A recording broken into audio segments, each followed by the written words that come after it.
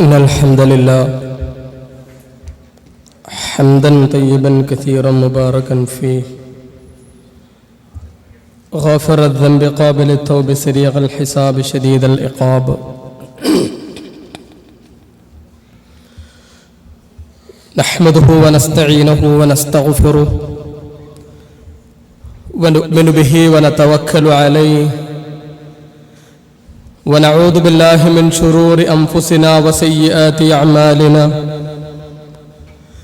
من يهده الله فهو المهتدي ومن يضلل فلن تجد له وليا مرشدا أشهد أن لا إله إلا الله وحده لا شريك له وأشهد أن محمدا عبده ورسوله أرسله بالهدى ودين الحق ليظهره على الدين كله ولو كره المشركون اللهم صل على محمد وعلى آل محمد كما صليت على إبراهيم وعلى آل إبراهيم إنك حميد مجيد اللهم بارك على محمد وعلى آل محمد كما باركت على إبراهيم وعلى آل إبراهيم إنك حميد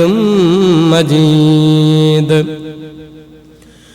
أما بعد فإن خير الكلام كلام الله وخير السنن سنن محمد صلى الله عليه وسلم وشر الأمور محدثاتها وكل محدثة بدعة وكل بدعة ضلالة أعوذ بالله من الشيطان الرجيم يا أيها الذين آمنوا اتقوا الله حق تقاته فلا تموتن إلا وأنتم مسلمون بسم الله الرحمن الرحيم وجاوزنا ببني إسرائيل البحر فأتبعهم فرعون وجنوده بغيا وعدوا حتى إذا أدركه الغرق قال آمنت أنه لا إله إلا الذي آمنت به بنو إسرائيل وأنا من المسلمين الآن وقد عصيت قبل وكنت من المفسدين فاليوم ننجيك ببدنك لتكون لمن خلفك آية وإن كثيرا من الناس عن آياتنا لغافلون സ്നേഹമുള്ള സഹോദരന്മാരെ സഹോദരികൾ, പരമകാരുണ്യകന്റെ നിർദ്ദേശങ്ങൾ യഥാവിധി പകർത്തിക്കൊണ്ട് ഇഹപര ജീവിതങ്ങൾ ധന്യമാക്കി തീർക്കുന്നവരുടെ കൂട്ടത്തിൽ ഉൾപ്പെടാൻ പരമാവധി പ്രയത്നിക്കണേ എന്ന് എന്നോടെന്ന പോലെ ഉണർത്തുകയാണ്. അല്ലാഹു യഥാർത്ഥ മുവഹ്ഹിദുകളും മുത്തഖികളുമായി ജീവിച്ച് മരിക്കാൻ നമുക്കേവർക്കും തൗഫീഖ് നൽകുമാറാകട്ടെ.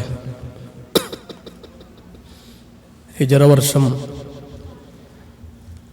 1438 കാലെടുത്ത് വെച്ചിരിക്കുകയാണ് നാം. ഇസ്ലാമിക രാഷ്ട്ര സംവിധാനത്തിന് ഒരു കലണ്ടർ ഉണ്ടാക്കാനുള്ള ആലോചന വന്നപ്പോൾ മുൻഗാമികൾ ചെയ്തിരുന്നതായ അടിസ്ഥാനങ്ങളെ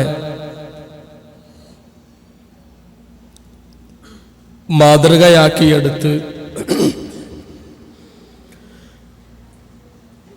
അത് പ്രവാചകന്റെ ജനനവുമായി കൊണ്ട് ബന്ധപ്പെട്ടതാക്കാം,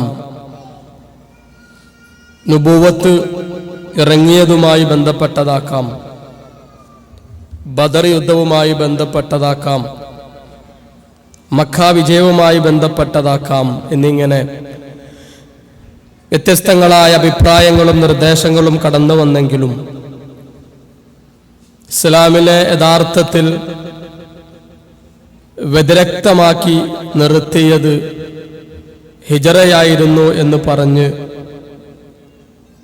ഉമർ റളിയല്ലാഹു അൻഹുവിന്റെ ഭരണകാലത്ത് അദ്ദേഹം തന്നെ പറഞ്ഞ അഭിപ്രായത്തോട് പിന്നീട് സഹാബികൾ യോജിക്കുകയും അങ്ങനെ ഹിജറയെ അടിസ്ഥാനമാക്കിക്കൊണ്ടുള്ള ഒരു കലണ്ടർ നിലവിൽ വരികയുമായിരുന്നു.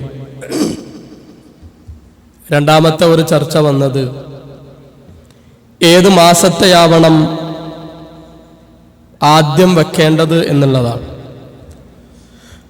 മാസങ്ങൾക്ക് അവർക്കിടയിൽ നേരത്തെ അറിയപ്പെട്ടതാണ്, എങ്കിലും അതിനൊരു കൃത്യമായ രീതി നിലവിലുണ്ടായിരുന്നില്ല. ഹിജറയായതുകൊണ്ട് ഹിജറയെ അടിസ്ഥാനമാക്കിക്കൊണ്ട് ഹിജറ വർഷം എന്ന പേരിൽ ആരംഭിക്കുന്നതിനാൽ പ്രവാചകൻ സല്ലല്ലാഹു അലൈഹി വസല്ലം ഹിജറ വന്നെത്തിയ റബീഉൽ അവ്വലിനെ ആദ്യ മാസമാക്കിക്കൊണ്ട് ഉൾപ്പെടുത്താമെന്ന ചർച്ച വന്നു. നുബൂവത്തിന്റെ സത്യസന്ദേശവുമായി പരിശുദ്ധ ഖുർആൻ അവതരിപ്പിക്കപ്പെട്ടതായ, പ്രവാചകന് പ്രവാചകത്വം ലഭിച്ചതായ റമളാൻ മാസത്തിനെ ഒന്നാമത്തെ മാസമാക്കി വെക്കാമെന്ന അഭിപ്രായം വന്നു. അവിടെയും ഉസ്മാൻ ഇബ്നു അഫ്ഫാൻ റളിയല്ലാഹു അൻഹുവും അലി റളിയല്ലാഹു അൻഹുവും ഉമർ റളിയല്ലാഹു അൻഹുവും ഒന്നിച്ച് അഭിപ്രായപ്പെട്ടത് പരിശുദ്ധ മാസങ്ങളിൽ ഒന്നായിക്കൊണ്ട് അള്ളാഹു പറഞ്ഞ പവിത്രമാസം എന്നെടുത്തു പറഞ്ഞ പേരിൽ തന്നെ ആ പവിത്രതയുള്ള മുഹറമിനെ ഇസ്ലാമിക കലണ്ടറിലെ ഒന്നാമത്തെ മാസമാക്കാമെന്ന നിർദ്ദേശം സഹാബികൾ മൊത്തത്തിൽ അംഗീകരിക്കുകയും ഉമർ ഇബ്നുൽ ഖത്താബ് റളിയല്ലാഹു അൻഹുവിന്റെ ഭരണകാലത്ത് നിലവിൽ വന്ന ഇസ്ലാമിക കലണ്ടർ ഹിജറ വർഷത്തെ ആസ്പദമാക്കി മുഹറമിനെ ഒന്നാമത്തെ മാസമാക്കിക്കൊണ്ട് തീരുമാനിക്കുകയുമായിരുന്നു. അന്ന് മുതൽ ഹിജറ വർഷം മുഹറമിൽ ആരംഭിച്ച് ദുൽഹിജ്ജയിൽ അവസാനിക്കുന്ന രീതിയിലേക്ക് കൊണ്ടുവന്നു. മുഹറമിനെ ഒന്നാമതായി വരാൻ മറ്റു പല ചർച്ചകളും അവർക്കിടയിൽ വന്നിട്ടുണ്ടായിരുന്നു. ഹജ്ജ് ഇസ്ലാമികമായ കർമ്മങ്ങളിൽ ഏറ്റവും അവസാനത്തതാണ്. അവസാനത്തെ കർമ്മമായ ഹജ്ജ് നടക്കുന്ന ദുൽഹിജ്ജ മാസത്തിലായതുകൊണ്ട് തന്നെ അതിനെ അവസാന മാസമാക്കി മാറ്റി അതിൻ്റെ തൊട്ട മാസമായ മുഹറമിനെ ഒന്നാമത്തെ മാസമാക്കിക്കൊണ്ട് എണ്ണുന്നതായിരിക്കും അതിൻ്റെ ശരി എന്നുള്ള രീതിയിലൊക്കെ അതിനെ സപ്പോർട്ട് ചെയ്യുന്ന ചിന്തകളും വന്നിട്ടുണ്ടായിരുന്നു. ഏതായിരുന്നാലും മുഹറം മാസം എന്നുള്ളത് പടച്ച തമ്പുരാൻ പവിത്രമാക്കിയതായ മാസങ്ങളിൽപ്പെട്ട ഒരു മാസം. ലോകം സൃഷ്ടിച്ചതായ നാള് മുതൽ അള്ളാഹു പവിത്രമാക്കിയതാണ് ഈ മാസത്തെ, ഈ മാസം അടക്കമുള്ള മാസങ്ങളെ. പരിശുദ്ധ ഖുർആൻ അങ്ങനെയാണ് അതിനെ നമുക്ക് പരിചയപ്പെടുത്തി തന്നിട്ടുള്ളത്. അള്ളാഹുവിന്റെ അടുക്കൽ മാസങ്ങളുടെ എണ്ണം 12 അതിൽ 4 പവിത്രമാണെന്നും അത് അള്ളാഹു ഈ ലോകം സൃഷ്ടിക്കുന്നതായ കാലം മുതൽക്ക് തന്നെ പവിത്രമായി നിൽക്കുന്നതാണ് എന്നും പരിശുദ്ധ ഖുർആൻ തന്നെ വളരെ കൃത്യമായി കൊണ്ട് പഠിപ്പിച്ചു തരുന്നുണ്ട്. ആ പവിത്ര മാസം, ആ മാസത്തിന്റെ അള്ളാഹുവിന്റെ മാസമായിക്കൊണ്ട് പ്രവാചകൻ സല്ലല്ലാഹു അലൈഹി വസല്ലം അതിനെ പരിചയപ്പെടുത്തി. അതിൽ വളരെ പ്രധാനപ്പെട്ട ഒരു ആരാധനാ കർമ്മം വിശ്വാസികൾക്കുണ്ടായിരുന്നു. അഥവാ ഇസ്ലാമിലെ 4ാമത്തെ ഷഹാദത്ത്, നമസ്കാരം, സക്കാത്ത് കഴിഞ്ഞാൽ വളരെ പ്രധാനപ്പെട്ട ആരാധനാ കർമ്മമായിരുന്ന നോമ്പ് നിർബന്ധമാക്കി വെച്ചിരുന്നതായ മാസമായിരുന്നു മുഹറം. അഥവാ മുഹറമിലെ 10ാം ദിനമായ ആശുറ ദിനം. ആ ദിവസത്തിലായിരുന്നു മുസ്ലിമീങ്ങൾ വർഷത്തിലൊരിക്കൽ നിർബന്ധമായി കൊണ്ട് നോമ്പെടുത്തിട്ടുണ്ടായിരുന്നത്. ജാഹിലിയ കാലം മുതൽക്ക് തന്നെ അവർ അപ്രകാരം നിർവഹിച്ചു പോന്നിരുന്നു. ഇസ്ലാമിലും അവരത് തുടരുകയാണ് ഉണ്ടായത്. പിന്നീട് പ്രവാചകൻ സല്ലല്ലാഹു അലൈഹി വസല്ലം മദീനയിൽ വന്നപ്പോ അവിടെ മദീനയിലുണ്ടായിരുന്ന വേദക്കാരായ ജൂതന്മാർ ഈ ദിവസം പ്രത്യേകമായി കൊണ്ട് കാണുന്നുണ്ട് എന്ന് മനസ്സിലാക്കിയപ്പോ അവരാ മുഹറം 10 നോമ്പെടുക്കുന്നുണ്ട് എന്ന് കണ്ടപ്പോ അവരോട് ചോദിക്കുകയാണ്, ഫവജദൽ യഹൂദ സിയാമൻ യൗമ ആശൂറ, മുഹറം 10 നോമ്പെടുക്കുന്ന ജൂതന്മാരെ കണ്ടപ്പോ ഫഖാല ലഹും റസൂലുള്ളാഹി സ്വല്ലല്ലാഹു അലൈഹി വസല്ലം, അല്ലാഹുവിന്റെ പ്രവാചകൻ അവരോട് ചോദിക്കുന്നു, മഹാദൽ യൗം, എന്താ ഈ ദിവസത്തിന്റെ പ്രത്യേകത നിങ്ങൾക്ക്? ഫഖാലു, അപ്പൊ അവർ കൊടുത്ത മറുപടി, ഹാദാ യൗമുൻ അലീമുൻ, ഇതൊരു മഹത്തരമായ ദിനമാണ് ഞങ്ങളെ സംബന്ധിച്ചിടത്തോളം. ഞങ്ങൾക്ക് മറക്കാനാവാത്ത, ഞങ്ങളുടെ ജീവിതത്തിൽ ഞങ്ങൾക്ക് അഭിമാന പുരസ്സരം ഓർക്കാൻ കഴിയുന്ന ഒരു മഹാസുദിനമാണിത്. എന്താണ് അതിന്റെ പ്രത്യേകത? അൻജല്ലാഹു ഫീഹി മൂസ വഖൗമഹു വഗറഖ ഫിർഔന വഖൗമഹു. അല്ലാഹു ഞങ്ങളുടെ പ്രവാചകൻ മൂസ അലൈഹിസ്സലാത്തു വസ്സലാമിനെയും അദ്ദേഹത്തിന്റെ കൂടെയുള്ളവരെയും ഫറവോ എന്ന ക്രൂരനായ ഭരണാധികാരിയിൽ നിന്നും അവന്റെ കിങ്കരന്മാരിൽ നിന്നും രക്ഷപ്പെടുത്തുകയും ആ ഫറവോയെയും കൂട്ടരെയും മുക്കിക്കൊല്ലുകയും ചെയ്തതായ ദിവസമാണിത്. ഫസാമഹു മൂസ ശുക്ര. ആ ദിവസത്തെ ഓർമ്മിച്ചുകൊണ്ട്, അള്ളാഹു തങ്ങളെ രക്ഷപ്പെടുത്തിയതിനെ ആലോചിച്ചുകൊണ്ട് മൂസാ നബി അലൈഹി സ്വലാത്തു വസ്സലാം അള്ളാഹുവിനുള്ള നന്ദി കാണിക്കൽ എന്നുള്ള നിലക്ക് നോമ്പെടുത്തു. ഫനഹ്നു നസൂമുഹു, അതുകൊണ്ട് ഞങ്ങളിപ്പോ നോമ്പെടുക്കുക. മൂസാ നബി നോമ്പെടുത്തത് കൊണ്ട് ഞങ്ങളും നോമ്പെടുക്കുന്നു. ഫഖാല റസൂലുള്ളാഹി സ്വല്ലല്ലാഹു അലൈഹി വസല്ലം, അപ്പോൾ പ്രവാചകൻ സ്വല്ലല്ലാഹു അലൈഹി വസല്ലം പറഞ്ഞു, ഫനഹ്നു ഹഖ്ഖു വഔലാ ബിമൂസാ മിൻകും, നിങ്ങളെക്കാളൊക്കെ മൂസാ പ്രവാചകനോട് കടപ്പെട്ടിട്ടുള്ളത് ഞങ്ങളാ. ഫസാമഹു റസൂലുള്ളാഹി സ്വല്ലല്ലാഹു അലൈഹി വസല്ലം വഅമറ ബിസിയാമിഹി, പ്രവാചകൻ സ്വല്ലല്ലാഹു അലൈഹി വസല്ലം അന്ന് നോമ്പെടുക്കുകയും ആ നോമ്പെടുക്കാനായിക്കൊണ്ട് സഹാബാക്കളോട് കൽപ്പിക്കുകയും ചെയ്തു എന്ന് ഇമാം ബുഖാരിയും മുസ്ലിം റിപ്പോർട്ട് ചെയ്യുന്ന ഹദീസിലൂടെ നമുക്ക് കാണുവാൻ സാധിക്കും. മുഹറം ഒരുപാട് ഇസ്ലാമിലെ വ്യത്യസ്തങ്ങളായ സംഭവ വികാസങ്ങൾക്ക് സാക്ഷ്യം വഹിച്ചതായ മാസമാണ്. മുഹറം 10 നമുക്ക് നൽകുന്നതായ സന്ദേശം, അതല്ലെങ്കിൽ മുഹറം 10 നമ്മൾ നോമ്പെടുക്കുന്നതിലൂടെ ആ ചരിത്രത്തിന്റെ പിന്നാമ്പുറങ്ങളിലൂടെ നമ്മൾ കണ്ണോടിച്ചു നോക്കുമ്പോൾ ഒരു വിശ്വാസി എന്നുള്ള നിലക്ക് നമ്മൾ അറിയേണ്ടതും നമ്മൾ അറിഞ്ഞിരിക്കേണ്ടതുമായ ഒരുപാട് ചരിത്ര പാഠങ്ങൾ അതിന്റെ പിന്നിലുണ്ട് എന്ന് നമ്മൾ മനസ്സിലാക്കണം. ആരായിരുന്നു ഫറവോ? ആരായിരുന്നു മൂസാ നബി അലൈഹി സ്വലാത്തു വസ്സലാം? ആരായിരുന്നു ബനൂ ഇസ്രായേല്യർ? ചരിത്രം ഒരുപാട് പിന്നോട്ട് പറിച്ചു നോക്കിയാൽ അവിടെ നമുക്ക് കാണാം, ഈജിപ്തിലെ അതിക്രൂരനായ ഒരു ഭരണാധികാരി ഇസ്രായേല്യർ എന്നുള്ള വിഭാഗത്തെ അടിച്ചമർത്തി പീഡനങ്ങൾ ഏറ്റുവാങ്ങുവാൻ വിധിക്കപ്പെട്ടവരായി അടിമകളാക്കി വെച്ചുകൊണ്ട് അവരെ കൊണ്ട് പണിയെടുപ്പിച്ച് തന്റെ കിരാത ഭരണം നടത്തിക്കൊണ്ടിരുന്ന ഒരു രാജാവിന്റെ ചരിത്രം ഈജിപ്തിൽ നമുക്ക് കാണുവാൻ സാധിക്കും. അവിടെ ആ ഫറവോ ലോകത്തെ ഏറ്റവും വലിയ അക്രമിയായിക്കൊണ്ട്, ഏറ്റവും വലിയ അഹങ്കാരിയായിക്കൊണ്ട്, ഏകഛത്രാധിപതിയായിക്കൊണ്ട് തനിക്കുള്ളതായ സൈന്യവും തനിക്കുള്ളതായ സന്നാഹങ്ങളും തന്നെ ആർക്കും ഒന്നും ചെയ്യാനാകില്ല, താൻ എന്തിനും പോന്നവനാണെന്നുള്ള വിചാരത്തോടുകൂടി ഏകാധിപതിയായിക്കൊണ്ട് ഈജിപ്തിന്റെ ഭരണം നടത്തിക്കൊണ്ടിരുന്നതായ കാലഘട്ടം, തനിക്കെതിരെ തിരിയുന്നതായ വിരലുകളല്ല, ആ വിരലുകളുടെ ഉടമസ്ഥനെ തന്നെ ഭൂലോകത്ത് നിന്നും നീക്കം ചെയ്തുകൊണ്ട് ക്രൂരമായ രീതിയിൽ തന്നെ എതിരാളികളോട് പെരുമാറിക്കൊണ്ട് ഭരണം നടത്തിക്കൊണ്ടിരുന്ന ഫറവോ തനിക്കെതിരിൽ ബനു ഇസ്രായേലരിൽ നിന്നും ഒരു നീക്കമുണ്ടാകാനിരിക്കുന്നു എന്നുള്ള ഒരു ജ്യോത്സ്യ പ്രവചനം കേട്ടത് മാത്രയിൽ ബനു ഇസ്രായേലിൽ ജനിക്കാനിരിക്കുന്ന ആൺകുഞ്ഞുങ്ങളെ മുഴുവനും കൊന്നുകളയാൻ ഉത്തരവിട്ട ഫറവോ ആ സമയത്താണ് മൂസാ നബി അലൈഹി സ്വലാത്തു വസ്സലാം അവിടെ ജനിക്കുന്നത്. ഒരിക്കലും ഈ ലോകത്ത് ജീവിക്കാനുള്ളതായ അവകാശം ലഭിക്കുകയില്ല. രാജാവിന്റെ ഉത്തരവനുസരിച്ചുകൊണ്ട്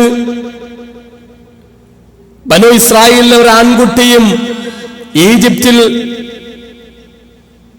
വളരുവാനുള്ള അനുവാദമില്ല. ആ അവകാശം നിഷേധിക്കപ്പെട്ടവനായിക്കൊണ്ട് ഭൂമിയിലേക്ക് പിറന്നു വീഴുന്ന മൂസാ നബി അലൈഹി സ്വലാത്തു വസ്സലാം അടിമകളായിക്കൊണ്ട് ജീവിച്ചിരുന്ന ബനു ഇസ്രായേലിലെ ഒരംഗമായിക്കൊണ്ട് ഈ ഭൂമിയിൽ ജനിച്ചു വീഴുന്ന മൂസാ നബി അലൈഹി സ്വലാത്തു വസ്സലാം. പക്ഷേ പടച്ചതമ്പുരാന്റെ തീരുമാനം മറ്റൊന്നായിരുന്നു. അതിക്രൂരനായ തന്നെ ആർക്കുമൊന്നും ചെയ്യാനാവില്ലെന്നുള്ള രീതിയിൽ തന്നെ ഭരണം നടത്തിക്കൊണ്ടിരുന്നതായ ആ ഒരു ഫറവോയെ നശിപ്പിച്ച് ഇല്ലാതാക്കുവാൻ പടച്ചതമ്പുരാൻ തിരഞ്ഞെടുത്തത് ആ ഫറവോയുടെ കൈകളിലൂടെ തന്നെ വളർത്തപ്പെട്ട മൂസാ നബി അലൈഹി സ്വലാത്തു വസ്സലാമിനെയായിരുന്നു. അല്ലേ? നമുക്കറിയാം, ജനിച്ചു വീണ് നിമിഷങ്ങൾ പോലും ജീവിക്കാനുള്ളതായ അവകാശം നിഷേധിക്കപ്പെട്ടിരുന്ന ബനു ഇസ്രായേല്യർ കൈറയുടെ മലമടക്കുകൾക്കപ്പുറത്ത് കഴുകന്മാർ കൊത്തിവലിക്കുന്ന കബന്ധങ്ങളായി ബനു ഇസ്രായേല്യരുടെ മക്കൾ മാറിക്കൊണ്ടിരുന്ന ഒരു കാലഘട്ടത്തിൽ ജനിച്ചു വീഴുന്ന പിഞ്ചു പൈതലിനെ പടച്ചതമ്പുരാന്റെ കൽപ്പന അനുസരിച്ചുകൊണ്ട് അള്ളാഹുവിന്റെ അടുക്കൽ നിന്നുള്ള നിർദ്ദേശപ്രകാരം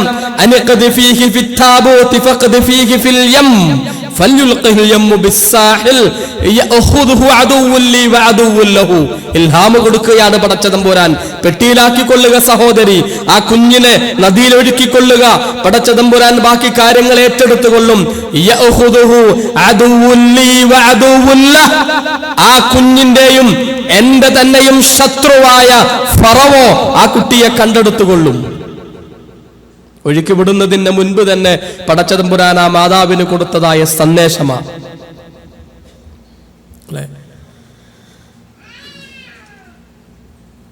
ഫറവോയുടെ അടുക്കലേക്ക് ആ കുഞ്ഞു വരുന്നു. മക്കളില്ലാത്ത ഫറവോയുടെ മകനായി, ഈജിപ്തിന്റെ രാജകുമാരനായി ബനു ഇസ്രായേലിലെ ആ കുഞ്ഞു വളരുന്നു. സ്വന്തം ഉമ്മയുടെ കരലാളനകൾ ഏറ്റുവാങ്ങിക്കൊണ്ട്, ഉമ്മയുടെ മുലപ്പാല് കുടിച്ച്, ഉമ്മയുടെ സ്നേഹവാത്സല്യങ്ങൾ ഏറ്റുവാങ്ങി കൊട്ടാരത്തിൽ ഒരു രാജകുമാരനായി വളരാനുള്ള അവസരം ആ കുഞ്ഞിന് കിട്ടി. അല്ലേ? ആയിരക്കണക്കിന് കുഞ്ഞുങ്ങൾ ശവങ്ങളായി മാറി കഴുകന്മാരുടെ ഒരു നേരത്തെ ഭക്ഷണത്തിന് ഇരയായിക്കൊണ്ടിരുന്ന ആ സാഹചര്യത്തിൽ ജനിച്ചു വീണ ആ കബന്ധങ്ങളിൽ ഒരു കബന്ധമായിക്കൊണ്ട് മാറേണ്ടിയിരുന്ന മൂസാ നബി അലൈഹി സ്വലാത്തു വസ്സലാം എന്ന കുഞ്ഞ് കൊട്ടാരത്തിലൊരു രാജകുമാരനായി വളരുന്നു. പടച്ചതമ്പുരാന്റെ ഇടപെടല് ചെറുതല്ല. അള്ളാഹു നേരത്തെ പറഞ്ഞതാണത്. എന്നിട്ടോ വൽഖൈതു അലൈക മഹബ്ബതൻ മിന്നി വലിതുസ്ന അലാ ഐനി. അല്ലേ? നമ്മുടെ മേൽനോട്ടത്തില്, നമ്മുടെ സംരക്ഷണത്തില്, പടച്ചതമ്പുരാന്റെ സ്നേഹലാളനകളിൽ ആ കുഞ്ഞു വളരും.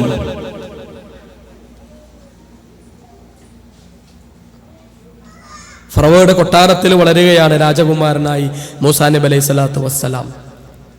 പിന്നീട് സംഭവിക്കുന്നതും പടച്ചതമ്പുരാന്റെ കൃത്യമായ തീരുമാനങ്ങളായിരുന്നു.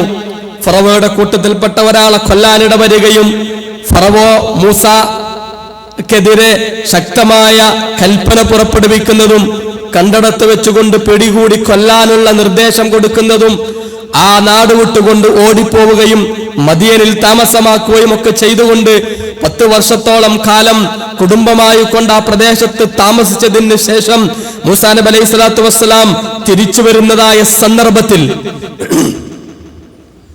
സിനാ പർവ്വതത്തിന്റെ താഴ്വരയിൽ വെച്ചുകൊണ്ട് പടച്ച തമ്പുരാൻ മൂസാ നബി അലൈഹി സ്വലാത്തു വസ്സലാമിനെ പ്രത്യേകം വിളിച്ചു വരുത്തി വഹ്യ് നൽകിക്കൊണ്ട് മൂസാ നബിയോട് പറയുന്നു, ഇദ്ഹബ് ഇലാ ഫിർഔന ഇന്നഹു തഗാ, ഇദ്ഹബ് ഇലാ ഫിർഔന ഇന്നഹു തഗാ, അതിക്രമകാരിയായിക്കൊണ്ട് ഇന്നും ഈജിപ്ത് ഭരിച്ചുകൊണ്ടിരിക്കുന്ന ഫറവോയുടെ മുന്നിലേക്ക് പോകണം മൂസ.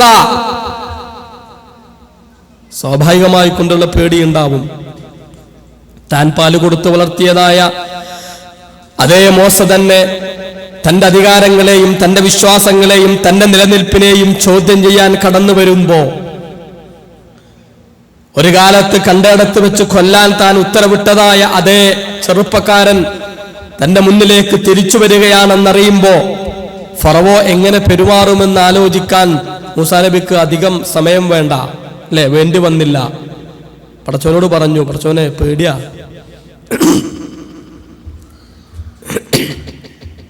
എങ്ങനെ ഞാൻ ആ ഏകാധിപതിയുടെ മുമ്പിലേക്ക് പോകും പടച്ചോനെ? അവന്റെ മുമ്പിലേക്ക് ഞാൻ എങ്ങനെ കടന്നു ചെല്ലും?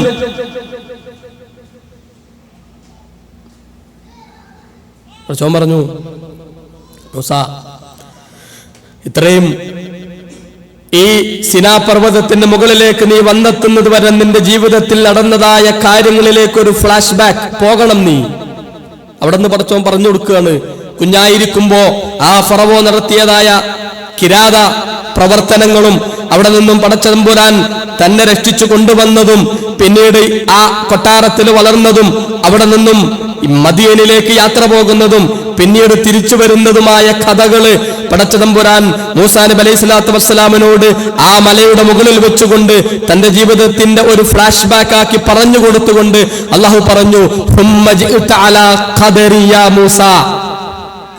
ഓ മൂസ, താങ്കളുടെ ഈ തിരിച്ചുവരവുണ്ടല്ലോ, താങ്കളുടെ ഈ രണ്ടാം വരവുണ്ടല്ലോ, ഇത് പടച്ച തമ്പുരാൻ കണക്ക് കൂട്ടിയതായ ചില കണക്ക് കൂട്ടലിന്റെ അടിസ്ഥാനത്തിൽ ചില കണക്കുകൾ തീർക്കാനാണ് മൂസ.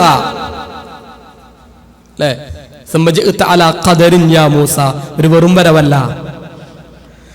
ജനിച്ച നാടും വീടും മണ്ണും മുറ്റവരെയും ഉടവരെയും കാണാനുള്ളൊരു വരവല്ല, മറിച്ച് പടച്ച തമ്പുരാന്റെ തീരുമാനമാണിത്. ചില കണക്ക് കൂട്ടലുകൾ തീർക്കാനുണ്ട്, ചില കണക്കുകൾ തീർക്കാനുണ്ട് മൂസ നിനക്ക്.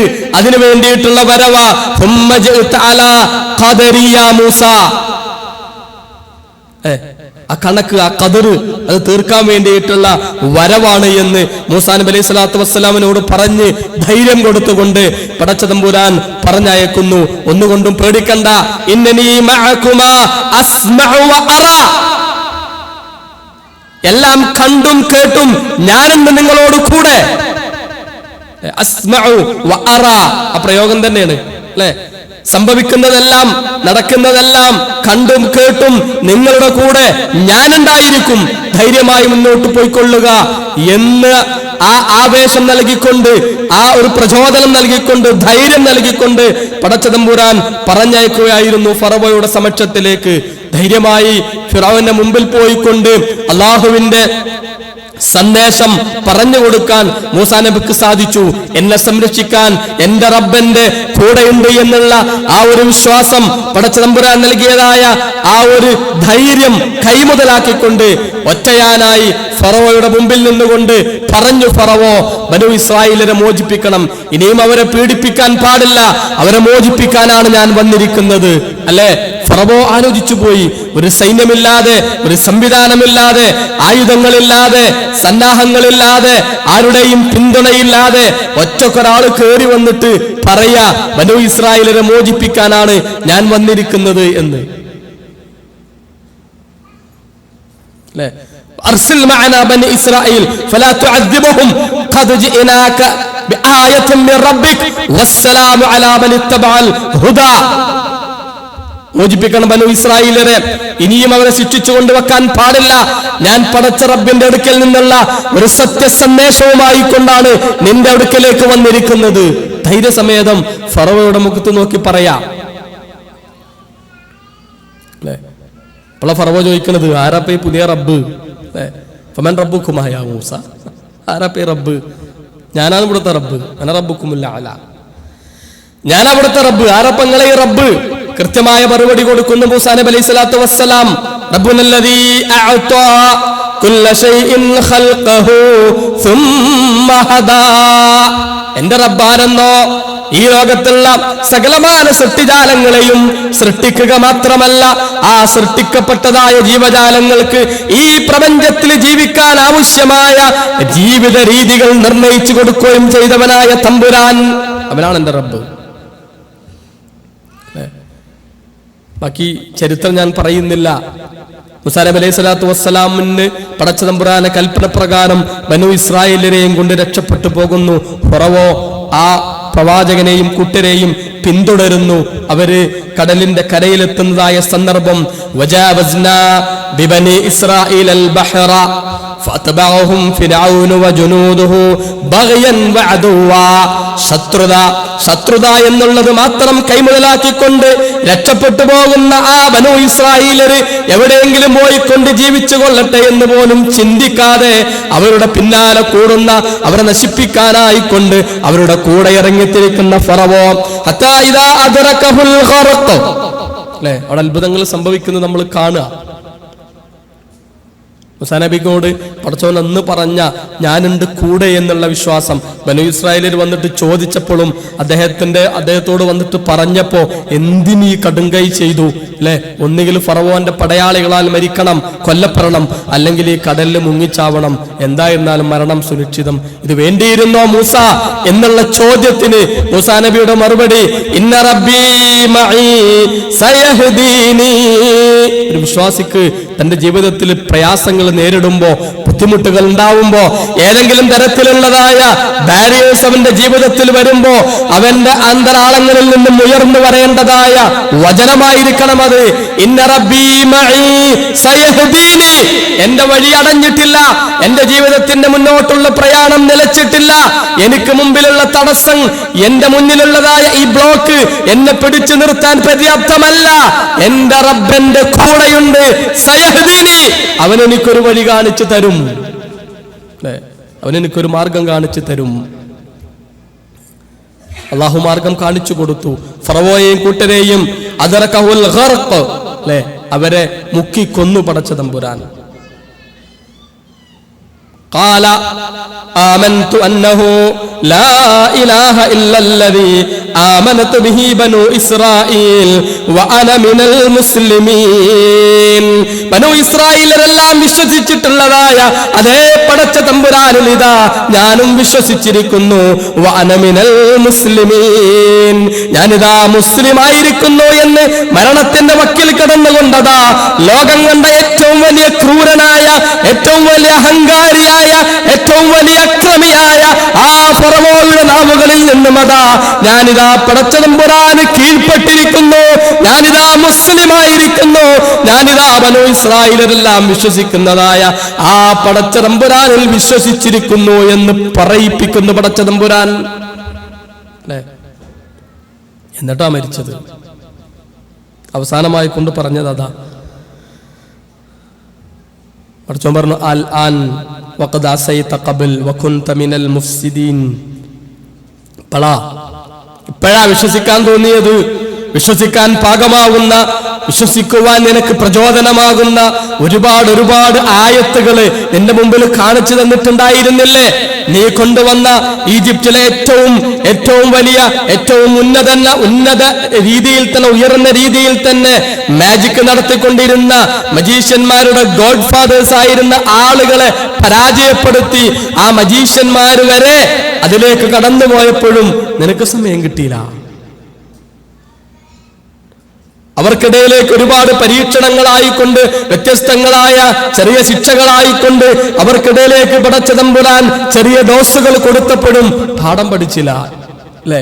എന്നിട്ടിപ്പോ ഈ മരിക്കാനിരിക്കുമ്പോ, അതിന്റെ അവസാന ശ്വാസം നിലക്കാനിരിക്കുമ്പോളാ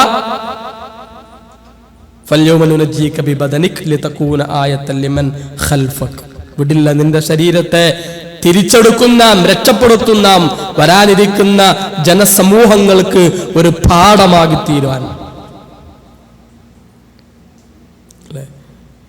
ഫറോയുടെ നാശം അവിടെ പൂർണ്ണമാവുകയാണ്. എന്താ നമുക്ക് നൽകുന്ന ഈ ചരിത്രം നമുക്ക് നൽകുന്ന പാഠം?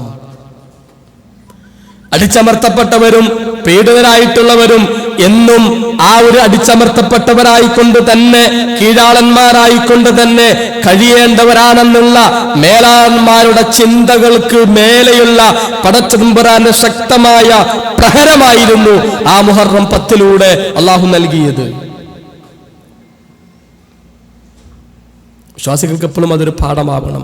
അടിച്ചമർത്തപ്പെട്ടവരായ ആളുകള് ആ അടിച്ചമർത്തപ്പെട്ടതായ അവസ്ഥയിൽ തന്നെ ഇനി ഒരിക്കലും ഉയർത്തെഴുന്നേൽപ്പ് സാധ്യമല്ല എന്നുള്ള രീതിയിലേക്ക് എഴുതിത്തള്ളിയതായ അവസ്ഥയിൽ നിന്നുമുള്ള ബനൂ ഇസ്രായേലരുടെ ഉയർത്തെഴുന്നേൽപ്പായിരുന്നു മുഹറം 10. പടച്ചതമ്പുരാനിൽ പ്രതീക്ഷ അർപ്പിച്ചുകൊണ്ട് ഏതൊരു വിരുദ്ധമായ സാഹചര്യത്തിലും എതിരായിട്ടുള്ളതായ പ്രതികൂലമായ സാഹചര്യത്തിലും പടച്ചതമ്പുരാനിൽ മാത്രം പ്രതീക്ഷ അർപ്പിച്ചുകൊണ്ട് പ്രവർത്തന നിരതരായി കഴിഞ്ഞാൽ പടച്ചതമ്പുരാൻ ഉയർത്തെഴുന്നേൽപ്പ് നൽകുമെന്നുള്ള ഒരു വലിയ സന്ദേശമായിരുന്നു ആ മുഹറം നമുക്ക് നൽകിയത്.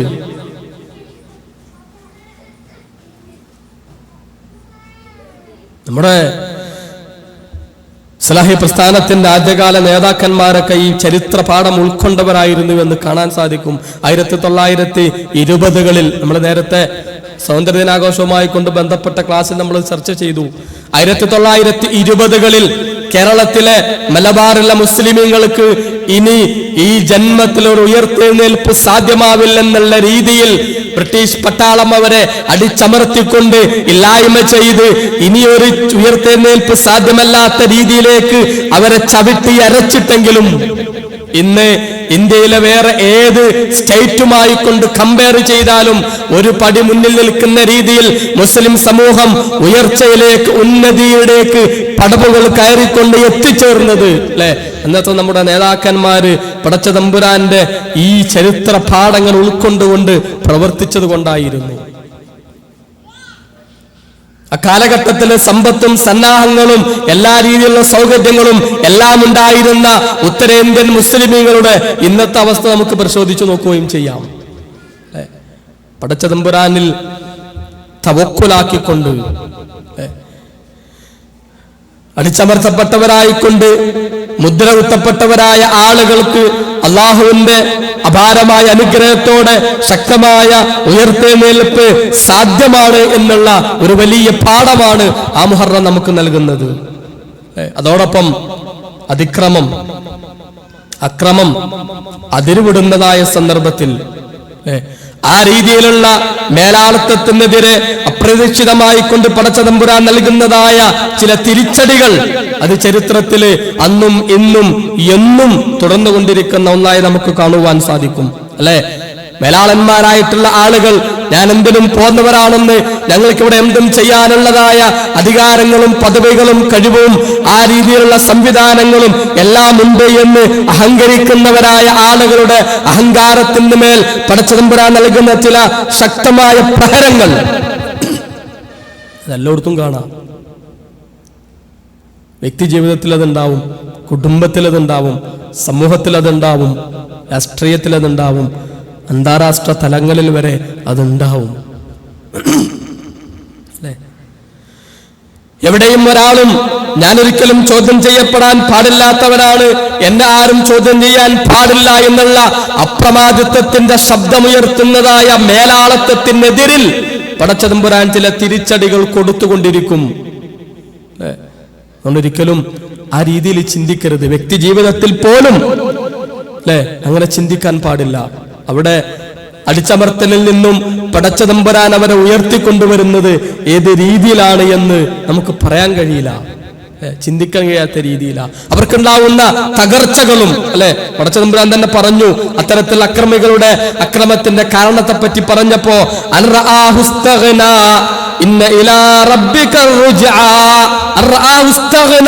ഞാൻ തികഞ്ഞവനാണ്, ഞാൻ എന്തിനും പോന്നവരാണ് എന്നുള്ള അവന്റെ ചിന്തയാണ് അവനെ നശിപ്പിക്കാൻ തുടങ്ങുന്നത് എന്ന് പടച്ചതമ്പുരാൻ സൂചിപ്പിക്കുകയാണ്, പരിചയപ്പെടുത്തുകയാണ്. യൂസുഫ് നബി അലൈഹി സ്വലാത്തു വസ്സലാമിന്റെ ചരിത്രം നമ്മുടെ മുമ്പിൽ വെച്ച് തരുന്നതും അത് തന്നെയാണ്. തന്റെ എന്തിനും പോന്ന ശക്തിയുള്ള കഴിവുള്ള തന്റെ സഹോദരന്മാരുടെ കൈകളാൽ ബലഹീനനായ ചെറിയ കുഞ്ഞായ ഒരു ചെറുത്തുനിൽപ്പിന്റെ ശ്വസനം പോലും പുറത്തുവിടാൻ കഴിവില്ലാത്തതായ പ്രായത്തിൽ തന്റെ തന്റെ സഹോദരങ്ങളുടെ ബലിഷ്ഠങ്ങളായ കരങ്ങളാൽ പൊട്ടക്കിണറ്റിന്റെ ആഴികളിലേക്ക് എറിയപ്പെട്ടിട്ടും അതുകൊണ്ട് നശിച്ചൊടുങ്ങിയില്ല ആ ജീവിതം.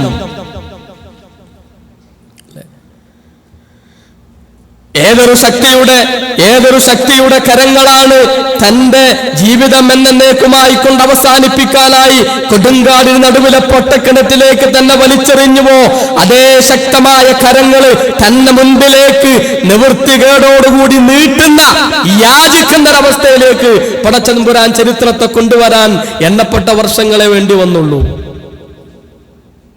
അല്ലെ? ചരിത്രത്തിന്റെ ആവർത്തനമാണത്. നശിപ്പിക്കാനായിക്കൊണ്ട് കച്ചകെട്ടി ഇറങ്ങിയതായ അതേ സഹോദരന്മാരെ കൊണ്ട് തന്നെ തന്റെ മുമ്പിൽ മുട്ടുകുത്തി നിൽക്കുന്നതായ ഒരവസ്ഥ. അല്ലാഹു ഗാലിബുൻ അലാ അംരി, ശക്തനാണ് പടച്ചതമ്പുരാൻ. അവൻ ഉദ്ദേശിക്കുന്നതായ ആ കാര്യങ്ങള് കൊണ്ടുവന്ന് തരാൻ, അത് നടപ്പിലാക്കുവാൻ കഴിവുള്ളവനാണ് പടച്ചതമ്പുരാൻ എന്നുള്ള വചനം. അല്ലെ? അവിടെ അള്ളാഹു തിരിച്ചടി കൊടുക്കുകയാണ് ആ മേലാളത്വത്തിന്, ആ ശക്തിക്ക്. തന്റെ അധികാരവും തന്റെ പദവിയും തന്റെ സൈന്യങ്ങളുമൊക്കെ പടച്ചതമ്പുരാന്റെ ഏകത്വം വിളംബരം ചെയ്യുന്ന ഒരു ചെറുപ്പക്കാരനെതിരെ തിരിച്ചുവിടാനുള്ള നമ്രൂദ് രാജാവിന്റെ ശ്രമങ്ങൾക്ക് മീതെ പടച്ചതമ്പുരാൻ കൊടുക്കുന്നതായ അടിയും ചരിത്രത്തിൽ കാണാം. അല്ലെ? ഇനി ഒരിക്കലും ആ മനുഷ്യന്റെ ഒരു പൊടി പോലും, ഒരു ചാരമായിട്ട് പോലും ലഭിക്കരുത് എന്നുള്ള തീരുമാനമെടുത്തുകൊണ്ട് ഒരു വലിയ ആയിരക്കണക്കിന് ആളുകളെ ചുട്ടുകൊല്ലാൻ പാകത്തിലുള്ള ഒരഗ്നികുണ്ഡം ഒരൊറ്റ മനുഷ്യന് വേണ്ടി മാത്രം ഒരുക്കി തയ്യാറാക്കി അതിലേക്ക് എറിയാനുള്ള അകലത്തിൽ പോലും എത്തി നിൽക്കാനാവാത്ത ശക്തമായ ചൂട് കാരണം ഭീമൻ തെറ്റാലിയുണ്ടാക്കി ആ മനുഷ്യനെ ദൂരെ നിന്നും അഗ്നികുണ്ഡത്തിലേക്ക് എഴുതി വിട്ടിട്ടും കരിഞ്ഞു പോയില്ല ഇബ്രാഹിം നബി അലൈഹി സ്വലാത്തു വസ്സലാമിന്റെ ഒരു രോമം പോലും. സമ്മതിക്കില്ല പടച്ചതമ്പുരാൻ. അല്ലെ? തങ്ങളുടെ സംവിധാനങ്ങളും തങ്ങളുടെ കഴിവുകളും സന്നാഹങ്ങളും ഒക്കെ ഈ രീതിയിലുള്ള ഏതെങ്കിലും ബലഹീനർക്ക് മേലെ ഉപയോഗിക്കാമെന്നും പ്രയോഗിക്കാമെന്നും അങ്ങനെ തങ്ങളുടെ അപ്രമാദിത്വം നിലനിർത്താമെന്നും ആഗ്രഹിക്കുന്നവരായ ആളുകൾക്ക് മേൽ ചരിത്രം ഈ രീതിയിൽ ചില തിരിച്ചടികൾ കൊടുത്തുകൊണ്ടിരിക്കും. അല്ലെ? അത് വ്യക്തി ജീവിതത്തിൽ ഉണ്ടാവും, അത് സംഘടനാ തലങ്ങളിൽ ഉണ്ടാവും, അത് രാഷ്ട്രീയ മേഖലകളിൽ ഉണ്ടാവും, അത് ഭരണതലങ്ങളിൽ ഉണ്ടാവും, അത് അന്തർദേശീയ തലങ്ങളിലും അത് എത്തി നിൽക്കും. അല്ലെ? കുടുംബത്തില് ഞാൻ പറയുന്നതാണ് ഇവിടെ എല്ലാവരും കേൾക്കേണ്ടത്, ഞാൻ പറയുന്നതാണ് ഇവിടെ ശരി, ഞാൻ പറയുന്നത് നടപ്പിലാക്കാൻ പാടുള്ളൂ എന്നുള്ള ചില അപ്രമാദിത്വങ്ങള് കുടുംബത്തിൽ കടന്നു വന്നാല് ആ കുടുംബത്തിലെ അംഗങ്ങളുടെ കൈകൾ കൊണ്ട് തന്നെ നാശം നേരിടേണ്ട അവസ്ഥ ഉണ്ടാവും. പഠിച്ചവൻ അങ്ങനെ പറഞ്ഞത്. ചില ആളുകളെ അവരുടെ കൈകളിലൂടെ വളർന്നു വന്ന ആളുകളെ കൊണ്ട് തന്നെ പടച്ചതമ്പുരാൻ നശിപ്പിക്കും. മൂസാ നബിയുടെ ചരിത്രം നൽകുന്ന പാഠതാ. അല്ലെ? വലൗലാ ദഫ്ഉല്ലാഹി നാസ ബഅദുഹും ലിബഅദ് ലഹുദ്ദിമത് സവാമിഉൻ വബിയഉൻ വസലവാതുൻ വമസാജിദുൻ യദ്കറു ഫീഹി ഇസ്മുല്ലാഹി കതീറാ. പടച്ചതമ്പുരാന്റെ ഒരു സുന്നത്താണത്. വലൗലാ ദഫ്ഉല്ലാഹി നാസ ബഅദുഹും ലിബഅദ്, ചില മനുഷ്യരെ മറ്റു ചില മനുഷ്യരെ കൊണ്ട് പടച്ചതമ്പുരാൻ പ്രതിരോധിച്ചിട്ടില്ലായിരുന്നുവെങ്കിൽ ഭൂമിയിൽ ഒരുപാട് കുഴപ്പങ്ങളും കലാപങ്ങളും ഉണ്ടാകുമായിരുന്നു. പള്ളികൾ പൊളിക്കപ്പെടുമായിരുന്നു, ചർച്ചകൾ ഇല്ലാതാക്കപ്പെടുമായിരുന്നു, അമ്പലങ്ങൾ നശിപ്പിക്കപ്പെടുമായിരുന്നു. ഒരു കൂട്ടരെ മറ്റൊരു കൂട്ടരെ കൊണ്ട് പടച്ചതമ്പുരാൻ പ്രതിരോധിച്ച് നിർത്തിയിട്ടില്ലായിരുന്നുവെങ്കിൽ ഖുർആൻ പരിചയപ്പെടുത്തുക. അല്ലെ? അത് അല്ലാഹുവിന്റെ ഒരു സുന്നത്താ. അങ്ങനെ അതിര് കവിയുന്ന ആളുകളെ, അവരിൽപ്പെട്ട ചില ആളുകളെ കൊണ്ട് തന്നെ പടച്ചതമ്പുരാൻ ഒന്ന് പിടിക്കും. അതുകൊണ്ട് എവിടെയും ആ ചിന്തകൾ ഉണ്ടാവാൻ പാടില്ല. സംഘടനയിൽ ഞാനാണ് ചോദ്യം ചെയ്യപ്പെടാത്തവൻ, ഞാൻ പറയുന്നത് കേട്ടെല്ലാവരും നിൽക്കണം എന്നുള്ള ചിന്താഗതി വന്നാല് തന്റെ കീഴിലുള്ളവരായ ആളുകളെ കൊണ്ട് തന്നെ അയാൾക്ക് പരാജയം നേരിടുന്ന, അയാൾക്ക് ആ രീതിയിലുള്ള എല്ലാ കാര്യങ്ങളും നഷ്ടപ്പെടുന്നതായ ഒരവസ്ഥയിലേക്ക് ആ കാര്യങ്ങൾ ചെന്നെത്തും.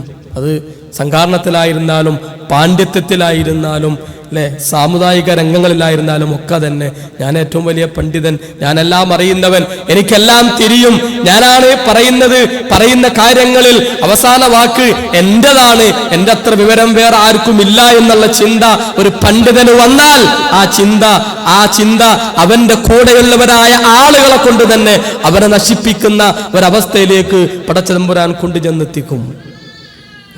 അത് അള്ളാന്റെ ഒരു സുന്നത്താണ്. കൂടെയുള്ളവരായ ആളുകളെ കൊണ്ട് തന്നെ, തന്റെ ഒപ്പമുള്ളവരായ ആളുകളെ കൊണ്ട് തന്നെ തന്റെ കൈകളെ വളർത്തപ്പെട്ട ഭക്ഷണം നൽകി, വസ്ത്രം നൽകി, ഷെൽട്ടർ നൽകി താൻ വളർത്തിക്കൊണ്ടുവന്നതായ മൂസാ നബിയെ കൊണ്ട് തന്നെ തന്റെ പതനം നടന്നുവെങ്കിൽ, അല്ലെ, ഫറവോയുടെ പതനം നടന്നിട്ടുണ്ട് എങ്കിൽ ആലോചിക്കുക, നമ്മൾ ആ രീതിയിൽ നമ്മൾ വളർത്തിക്കൊണ്ടുവന്നവരായ ആളുകളെ കൊണ്ട് തന്നെ നമ്മൾ നശിക്കുന്ന അവസ്ഥ ഉണ്ടാവും. അത് പടച്ചവന്റെ ഒരു സുന്നത്തായിക്കൊണ്ട് തന്നെ അല്ലാഹു സുബ്ഹാനഹു വ തആല പരിചയപ്പെടുത്തിയതായിട്ടാണ് നമുക്ക് കാണുവാൻ സാധിക്കുന്നത്. മറ്റൊന്ന്, ഹുദൈബിയ സന്ധി കഴിഞ്ഞ് തിരിച്ചെത്തിയതായ പ്രവാചകൻ സല്ലല്ലാഹു അലൈഹി വസല്ലം ഒരു മുഹറം മാസത്തിലായിരുന്നു അന്താരാഷ്ട്ര രംഗങ്ങളിൽ ബന്ധപ്പെട്ടുകൊണ്ട് പുറം രാജ്യങ്ങളിലുള്ളവരായ ആളുകളിലേക്ക് ഇസ്ലാമിന്റെ സന്ദേശം എത്തിക്കുവാൻ യത്നിച്ചത് എന്ന് കാണുവാൻ സാധിക്കും. ഹുദൈബിയ സന്ധിയിലെ ഒരേ ഒരു നിയമം നമുക്കതറിയാം, ഇനി ഒരു 10 വർഷം യുദ്ധം ചെയ്യുകയില്ല, സമാധാനത്തിന്റെ വർഷങ്ങളാണ്. ബാക്കിയുള്ള എല്ലാ നിബന്ധനകളും ഇസ്ലാമിന് എതിരായിരുന്നു എന്നാണ്, അല്ലെ, സഹ്യമല്ലാത്തതായിരുന്നു എന്നുള്ളത്. പക്ഷേ അതൊക്കെ അംഗീകരിച്ചുകൊണ്ട് പ്രവാചകൻ സല്ലല്ലാഹു അലൈഹി വസല്ലം ആ കരാർ അംഗീകരിച്ചുകൊണ്ട് ഹുദൈബിയ സന്ധിയിൽ ഒപ്പിട്ടത് അതിലുണ്ടായിരുന്ന ഈ ഒരൊറ്റ വ്യവസ്ഥ കാരണം എന്താ, ഇനി ഒരു 10 വർഷം നമ്മൾ പരസ്പരം യുദ്ധം ചെയ്യൂല. ആ യുദ്ധമില്ലാത്ത സമാധാനപരമായ അന്തരീക്ഷത്തെ വളരെ കൃത്യമായി കൊണ്ട് അല്ലാഹുവിന്റെ പ്രവാചകൻ സല്ലല്ലാഹു അലൈഹി വസല്ലം ഉപയോഗപ്പെടുത്തുകയാണ്. ഇവിടെ പ്രവാചകൻ സല്ലല്ലാഹു അലൈഹി വസല്ലം സഹാബാക്കളെ തിരഞ്ഞെടുക്കുന്നു. വ്യത്യസ്തങ്ങളായ ലോകത്തിന്റെ വ്യത്യസ്ത ഭാഗങ്ങളിൽ ഭരണം നടത്തിക്കൊണ്ടിരിക്കുന്നതായ ഭരണകർത്താക്കളുമായി കൊണ്ട് നയതന്ത്ര ബന്ധം സ്ഥാപിക്കുവാനും അവരെ ഇസ്ലാമിലേക്ക് തിരികെ കൊണ്ടുവരുവാനുമുള്ള മാർഗങ്ങളിലൂടെ അവർക്ക് ഇസ്ലാമിന്റെ ദഅവത്ത് എത്തിക്കാനുള്ളതായ വഴികളാണ് അല്ലാഹുവിന്റെ പ്രവാചകൻ ആലോചിക്കുന്നത്. അല്ലെ, ആർക്കൊക്കെയാണ് അയക്കുന്നതെന്നറിയോ? അള്ളാന്റെ റസൂല് ഇജാസ് എന്ന് പറയുന്ന ഒരു ചെറിയ പ്രദേശത്ത് ഒരു ഭരണവുമായി കൊണ്ട് കഴിച്ചു കൂട്ടുന്ന മുഹമ്മദ് എന്ന പ്രവാചകൻ കത്തുകൾ അയക്കുന്നത് ആർക്കാ? ലോകത്തിലെ അന്നത്തെ വൻ ശക്തികളായിരുന്ന റോമ സാമ്രാജ്യത്തിന്റെയും പേർഷ്യൻ സാമ്രാജ്യത്തിന്റെയും ചക്രവർത്തിമാർക്കാണ് അള്ളാന്റെ റസൂല് കത്തയക്കുന്നത്.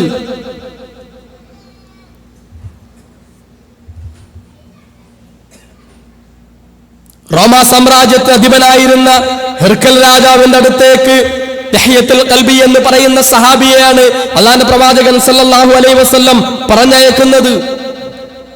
മറ്റൊരു വൻശക്തിയായിരുന്ന പേർഷ്യ സാമ്രാജ്യത്തിന്റെ അധിപനായിരുന്ന കിസ്ര ചക്രവർത്തിയുടെ അടുത്തേക്ക് അബ്ദുല്ലാഹി ബിൻ ഹുദാഫ റളിയല്ലാഹു അൻഹുവിനെ പ്രവാചകൻ സല്ലല്ലാഹു അലൈഹി വസല്ലം സന്ദേശവുമായി കൊണ്ട് പറഞ്ഞയക്കുന്നു. ഈജിപ്തിലുണ്ടായിരുന്ന ഖിബ്തി രാജവംശത്തിന്റെ അന്നത്തെ അധിപനായിരുന്ന മുഖോഖിസ് രാജാവിന്റെ അടുത്തേക്ക് പ്രവാചകൻ സല്ലല്ലാഹു അലൈഹി വസല്ലം പറഞ്ഞയക്കുന്നത് ഹാത്തിബ് ബിൻ അബീ ബൽതഅ എന്ന് പറയുന്ന സഹാബിയായിരുന്നു. എത്യോപ്യയിലെ നജാശി രാജാവിന്റെ അടുത്തേക്ക് പറഞ്ഞയക്കുന്നത് അംർ ബിൻ ഉമയ്യ എന്ന് പറയുന്ന സഹാബിയായിരുന്നു. ആലോചിക്കണം, നമ്മൾ ലോകത്തിലെ ഏറ്റവും വലിയ ശക്തികളായിക്കൊണ്ട് അന്നുണ്ടായിരുന്ന ഈ 4 സാമ്രാജ്യങ്ങള്, പേർഷ്യ, റോം, ഈജിപ്ത്, എത്യോപ്യ, ഈ 4 വൻ രാഷ്ട്രങ്ങളുടെ നേതാക്കന്മാരുടെ അടുത്തേക്ക് അള്ളാഹുവിന്റെ പ്രവാചകൻ സല്ലല്ലാഹു അലൈഹി വസല്ലം കത്തുകൾ കൊടുത്തയക്കുക. അല്ലെ, എന്താണ് കത്തിലുണ്ടായിരുന്നത്? അവരോട് ശക്തമായ രീതിയിൽ ഇസ്ലാമിന്റെ കാര്യം അവരോട് സംസാരിക്കുന്നതായിട്ടാണ് നമുക്ക് കാണുവാൻ സാധിക്കുന്നത്. അല്ലെ, ബിസ്മില്ലാഹിർ റഹ്മാനിർ റഹീം മിൻ മുഹമ്മദ് ഇബ്നു അബ്ദുല്ലാഹ് വറസൂലിഹി ഇലാ ഹിർഖൽ അലീമർ റൂം സലാമുൻ അലാ മൻ ഇത്തബഅൽ ഹുദാ അമാ ബഅദ് ഫഇന്നി അദഊക ബിദആയത്തിൽ ഇസ്ലാം അസ്ലിം തസ്ലം യുഅതിക അല്ലാഹു അജ്റക മറത്തൈൻ ഫഇൻ തബല്ലൈത അലൈക ഇസ്മൽ ഉർസിയീൻ. റോമാ സാമ്രാജ്യത്തിന്റെ അധിപന്റെ സമീപത്തേക്ക് അള്ളാഹുവിന്റെ പ്രവാചകൻ സല്ലല്ലാഹു അലൈഹി വസല്ലം കത്ത് കൊടുത്തയക്കുന്നു. അള്ളാഹുവിന്റെ പ്രവാചകൻ മുഹമ്മദിൽ നിന്നുമുള്ള സന്ദേശം അള്ളാഹുവിന്റെ പരമകാരുണ്യകനും കരുണാവാരിധിയുമായ അള്ളാഹുവിന്റെ നാമത്തിൽ ഇസ്ലാമിന്റെ ശീതള ഛായയിലേക്ക് നിന്നെ ഞങ്ങൾ ക്ഷണിക്കുന്നു. അസ്ലിം തസ്ലം, മുസ്ലിമായിക്കോ, അത് മാത്രമാണ് രക്ഷപ്പെടാനുള്ളതായ മാർഗം. യുതീകല്ലാഹു അജ്റക മർറതൈൻ, നിനക്ക് 2 പ്രതിഫലം പടച്ച തമ്പുരാൻ നൽകും. അല്ലെ, നീ മുസ്ലിമായതിന്റെയും നിന്റെ കൂടെയുള്ളവരായ ആളുകൾക്ക് മാതൃകയായതിന്റെയും പ്രതിഫലം നിനക്ക് കിട്ടും. ഫൈൻ തവല്ലൈത, നീ തിരിഞ്ഞു വളയുകയാണ് എങ്കിലോ ആ ജനസമൂഹത്തിന്റെ മുഴുവൻ പാപഭാരവും നീ ഏറ്റെടുക്കേണ്ടി വരും എന്നൊരു ഖുർആന്റെ വചനവും കുറിച്ചു. ഖുൽയാഹുൽ കിതാബ് തആലൂ ഇലാ കലിമത്തിൻ സവാഇൻ ബൈനനാ വബൈനകും അല്ലാ നഅബുദ ഇല്ലല്ലാഹ് വലാ നുശ്രിക് ബിഹി ശൈആ വലാ യത്തഖിദു ബഅദുനാ ബഅദൻ അർബാബൻ മിൻ ദൂനില്ലാഹ് ഫഇൻ തവല്ലൂ ഫഖൂമു അശ്ഹദു ബിഅന്നാ മുസ്ലിമൂൻ. അല്ലേ, വേദക്കാരെ, നമുക്കും നിങ്ങൾക്കും ഇടയിലുള്ള തുല്യതയുടെ പോയിന്റിലേക്ക് വരിക. അള്ളാഹുവിനെ മാത്രം ആരാധിക്കുക എന്നുള്ള ഞങ്ങളും നിങ്ങളും തർക്കമില്ലാത്ത ആ തുല്യതയുടെ പോയിന്റിലേക്ക് നിങ്ങൾ വരിക എന്നുള്ള വചനവും അദ്ദേഹത്തിന്റെ കത്തിൽ ഉൾപ്പെടുത്തിക്കൊണ്ട് കൊടുത്തയക്കുന്നു. എല്ലാവർക്കും ഇതന്നെ.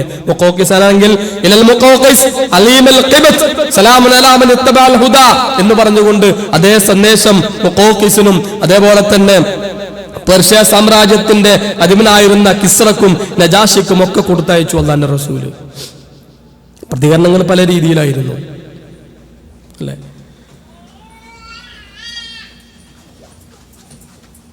കൈസർ രാജാവ് അഥവാ കിസ്റ, പേർഷ്യ ചക്രവർത്തിയായിരുന്ന കിസ്റ ഒഴികെയുള്ളവരൊക്കെ വളരെ നല്ല രീതിയിലാണ് പ്രവാചകന്റെ അംബാസഡേഴ്സിനെ സ്വീകരിച്ചത്. അവരെ ആദരിച്ച് ബഹുമാനിച്ച് നല്ല രീതിയിലുള്ള മറുപടികൾ അവർ കൊടുത്തയക്കുന്നൊരവസ്ഥ ഉണ്ടായി. നജാഷി രാജാവിന്റെ ഒക്കെ പ്രതികരണം അതേ രീതിയിൽ തന്നെ പ്രവാചകൻ സല്ലല്ലാഹു അലൈഹി വസല്ലമക്ക് സന്തോഷം നൽകുന്ന രീതിയിൽ തന്നെ നല്ല മറുപടിയാണ് കൊടുത്തയച്ചത്. ബിസ്മില്ലാഹിർ റഹ്മാനിർ റഹീം. പ്രവാചകൻ കൊടുത്തയച്ച ആ ഭാഗം വായിച്ചുകൊണ്ട് പ്രവാചകൻ അദ്ദേഹത്തിന് കൊടുത്തയച്ചപ്പോൾ ക്രിസ്ത്യാനികളുമായി കൊണ്ട് ബന്ധപ്പെട്ടതായ ചില കാര്യങ്ങൾ കൂടെ സൂചിപ്പിച്ചുകൊണ്ടായിരുന്നു അദ്ദേഹത്തിന് പ്രവാചകൻ കത്ത് കൊടുത്തിട്ടുണ്ടായിരുന്നത്.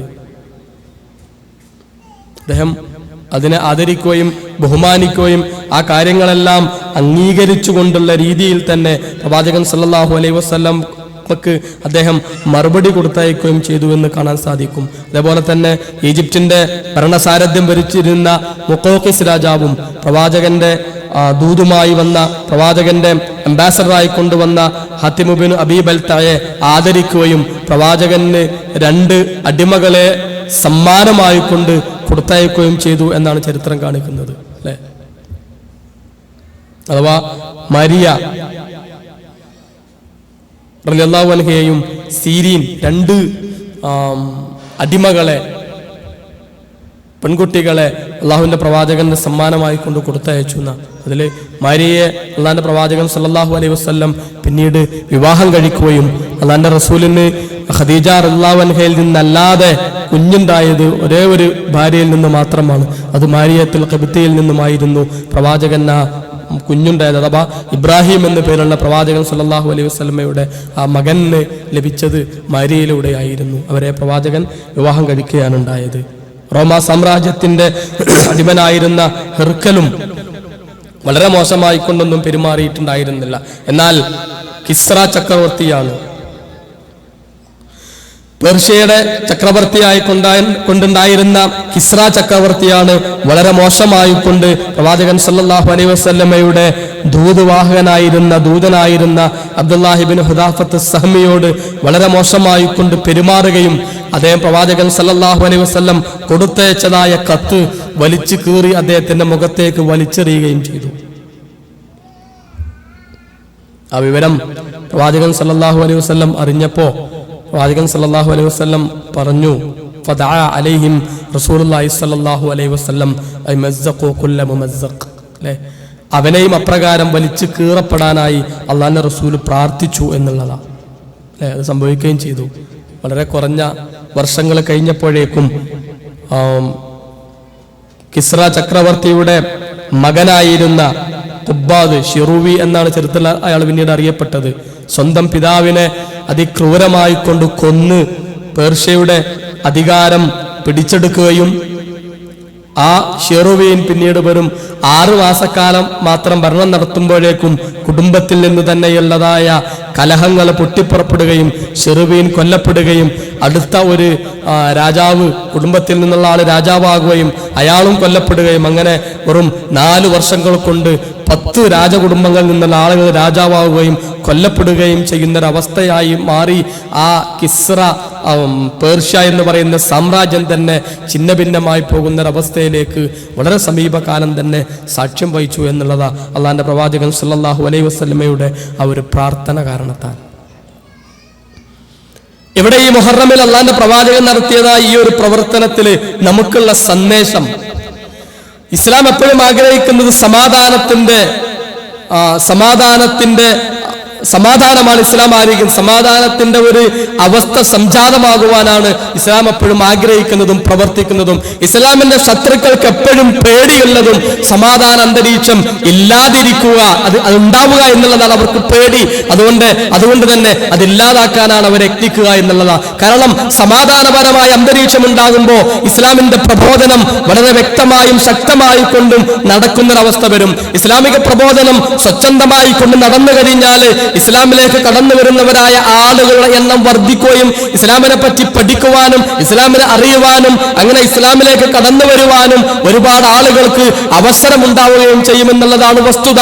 അതുകൊണ്ട് തന്നെ എക്കാലഘട്ടത്തിലും ഇസ്ലാമിന്റെ എതിരാളികൾ എവിടെയൊക്കെ ഇസ്ലാമിന്റെ ആളുകൾ ഇസ്ലാമിക രാഷ്ട്രങ്ങളിൽ സമാധാനത്തോടുകൂടി നിലകൊള്ളുന്നുണ്ടോ അവിടെ പ്രശ്നങ്ങൾ ഉണ്ടാക്കുവാനും അവിടെ കലഹങ്ങൾ ഉണ്ടാക്കുവാനും അവിടെ കലാപങ്ങൾ ഉണ്ടാക്കുവാനും അങ്ങനെ ഇസ്ലാമിന്റെ സമാധാന അന്തരീക്ഷം ഇല്ലാതാക്കുവാനും അതിലൂടെ ഇസ്ലാമിന്റെ ദഅവത്തിനെ തടയിടാനുമാണ് ഇസ്ലാമിന്റെ ശത്രുക്കൾ എല്ലാ കാലവും ശ്രമിച്ചുകൊണ്ടിരിക്കുക എന്നുള്ളത് മനസ്സിലാക്കിക്കൊണ്ട് അവരുടെ തന്ത്രങ്ങൾക്ക് വശംവദരാകാതെ സമാധാന അന്തരീക്ഷം കാത്തുസൂക്ഷിച്ചുകൊണ്ട് ഇസ്ലാമിനെതിരെ വരുന്നതായ നീക്കങ്ങൾക്ക് ആയുധമെടുത്തുകൊണ്ട് പ്രതികരിക്കാതെ ഇസ്ലാമിന്റെ പ്രബോധന പ്രവർത്തനങ്ങളുമായി കൊണ്ട് മുന്നോട്ട് പോവുകയാണ് ഒരു വിശ്വാസി വേണ്ടതെന്നുള്ള ഒരു മഹത്തായ സന്ദേശമാണ് ആ മുഹറം നമുക്ക് നൽകുന്നത്. അതോടൊപ്പം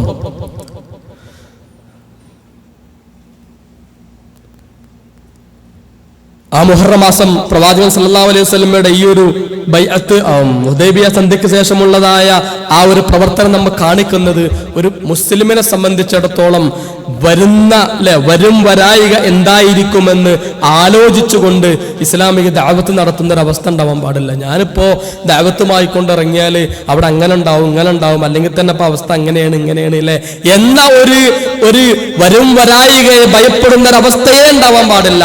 ഇജാസ് എന്ന് പറയുന്ന ഒരു കൊച്ചു രാജ്യത്ത് വളരെ ചെറിയൊരു സൈന്യവുമായി കൊണ്ട് സൈനിക സന്നാഹം മാത്രമായിക്കൊണ്ട് ഭരണം നടത്തിയിരുന്നതായ പ്രവാചകനാണ് റോമിലേക്കും പേർഷ്യയിലേക്കും കത്തുകൾ അയക്കുന്നത്. അന്ന് ലോകത്തെ ഏറ്റവും വലിയ അച്ചുതണ്ട് ശക്തികളായിരുന്ന ഏറ്റവും വലിയ സൈനിക സന്നാഹങ്ങൾക്ക് അധിപന്മാരായിരുന്ന ആ രാജാക്കന്മാരെങ്ങാനും ഒരു പടയോട്ടം നടത്തിക്കൊണ്ട് തന്റെ സാമ്രാജ്യത്തെ ഇല്ലാതാക്കുമോ, തന്റെ അധികാരം നഷ്ടപ്പെടുത്തി കളയുമോ, തന്റെ ഈ സെറ്റപ്പ് ഇവിടെ ഇല്ലാതായി പോയി കളയുമോ എന്നുള്ള ഒരു ഭയം അല്ലാഹുവിന്റെ റസൂലിന് ഉണ്ടായിട്ടില്ല. അല്ലേ? ഇസ്ലാമിന്റെ ദഅവത്ത് അവർക്ക് എത്തിച്ചു കൊടുക്കുന്നതിന് അള്ളാഹിന്റെ റസൂലിന് ആ ചിന്തകൾ തടസ്സമായിട്ടുണ്ടായിരുന്നില്ല. മറിച്ച് കിട്ടിയതായ സമാധാന അന്തരീക്ഷം ആ വലിയ രാജ്യങ്ങളുടെ അധിപന്മാരെ കൂടെ ഇസ്ലാമിലേക്ക് ക്ഷണിക്കാനുള്ളതായ അവസരം ഉപയോഗപ്പെടുത്തിക്കൊണ്ട് തന്റെ പിൻഗാമികളായി കൊണ്ടുവരുന്ന ഇസ്ലാമിക ഭരണാധികാരികൾക്ക് ലോകത്തിന്റെ മുന്നിൽ ആയുധങ്ങളും പടക്കോപ്പുകളും കാണിച്ച് ഞങ്ങളാണ് അപ്രമാദിത്വം കൽപ്പിക്കപ്പെട്ടവരെന്ന് സ്വയം അഹങ്കരിച്ചുകൊണ്ട് കടന്നു വരുന്നതായ രാഷ്ട്രനായകന്മാരുടെ വാക്കുകൾക്ക് വില കൽപ്പിക്കാതെ അവരുടെ കീഴാളന്മാരായിട്ട് നിൽക്കാതെ ഇസ്ലാമിക ദഅവത്തുമായി കൊണ്ട് മുന്നോട്ട് പോകുന്ന ഇസ്ലാമിക പ്രവർത്തനങ്ങളുമായി കൊണ്ട് മുന്നോട്ട് ഗമിക്കുന്ന അവസ്ഥയാണ് വിശ്വാസികൾക്കുണ്ടാവേണ്ടത് എന്നുള്ള ഒരു വലിയ സന്ദേശവും അള്ളാഹുവിന്റെ പ്രവാചകൻ സല്ലല്ലാഹു അലൈഹി വസല്ലം ആ പ്രവർത്തനത്തിലൂടെ നമുക്ക് നൽകുകയായിരുന്നു. അല്ലേ? ആ മുഹറമിൽ സംഭവിച്ചതായ ഒരുപാട് ചരിത്രങ്ങൾ വേറെ നമുക്ക് കാണുവാൻ സാധിക്കും. ശബു അബി താലിബിലെ അള്ളാഹുവിന്റെ പ്രവാചകനും കുടുംബവും ഊര് വിലക്കേർപ്പെടുത്തിക്കൊണ്ട് താമസിക്കേണ്ടി വന്നതും പ്രവാചകൻ സല്ലല്ലാഹു അലൈഹി വസല്ലം ഖൈബറിനെ ആക്രമിക്കാനുള്ളതായ സന്നാഹങ്ങൾ ഒരുക്കിയതും നജ്ദിലേക്കുള്ളതായ പടയോട്ടം നടത്തിയതുമൊക്കെ അടക്കം നമുക്ക് പാഠങ്ങൾ നൽകുന്ന ഒരുപാട് ചരിത്രങ്ങൾ സംഭവിച്ചതായ മാസമാണ് ഈ പരിശുദ്ധമായ മുഹറം അല്ലെ. അതിന്റെ ചരിത്രങ്ങൾ മനസ്സിലാക്കുന്നതോടൊപ്പം ആ ചരിത്രം നൽകുന്ന പാഠങ്ങൾ ജീവിതത്തിൽ ഉൾക്കൊണ്ടുകൊണ്ട് ഒരു വിശ്വാസിയുടെ നിലപാടുകൾ ക്രമീകരിക്കുവാൻ അത് സഹായകമാക്കണമെന്ന് മാത്രമാണ് ഈ ചരിത്ര പഠനത്തിലൂടെ നമ്മൾ ഉദ്ദേശിക്കുന്നുള്ളൂ. അള്ളാഹു അവന്റെ ദീനിന്റെ ദഅവത്ത് യഥാർത്ഥമായ രീതിയിൽ തന്നെ നടത്തുന്ന നിർഭയാന്തരീക്ഷത്തിൽ, സമാധാന അന്തരീക്ഷത്തിൽ ആ പ്രബോധന പ്രവർത്തനങ്ങളുമായി കൊണ്ട് മുന്നേറുന്ന യഥാർത്ഥ വിശ്വാസികളായിക്കൊണ്ട് ജീവിച്ചു മരിക്കുവാൻ നമുക്കേവർക്കും തൗഫീഖ് നൽകുമാറാകട്ടെ. വാഖിറു ദഅവാന അനിൽ ഹംദുലില്ലാഹി റബ്ബിൽ ആലമീൻ വസല്ലല്ലാഹു അലൽ മുർസലീൻ വസ്സലാമു അലൈക്കും വറഹ്മത്തുള്ളാഹി വബറകാതുഹു.